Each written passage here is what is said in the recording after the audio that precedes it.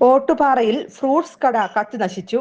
Ottupara bus സ്റ്റാൻഡിന് സമീപത്തുള്ള grand fruits എന്ന സ്ഥാപനത്തിലാണ് തീപിടുത്തം ഉണ്ടായത്. കഴിഞ്ഞ ദിവസം രാത്രിയിലാണ് സംഭവം.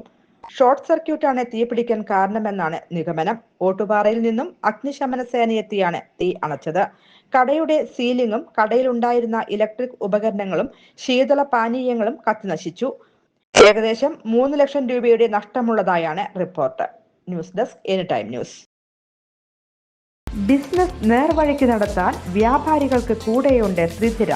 GST നോട്ടീസുകൾക്കുള്ള മറുപടി, registration, return filing, appeal filing, accounting, income tax return filing and project report തുടങ്ങി വ്യാപാരികൾക്ക് വേണ്ട നിർദ്ദേശങ്ങൾ ലഭിക്കാൻ ത്രിധിര അക്കൗണ്ട് വടക്കാഞ്ചേരി. ഫോൺ 9447077369. മറ്റൊരു നമ്പർ 9562467999. കൂടുതൽ വാർത്തകൾക്ക് ഞങ്ങളുടെ ചാനൽ സബ്സ്ക്രൈബ് ചെയ്യുക.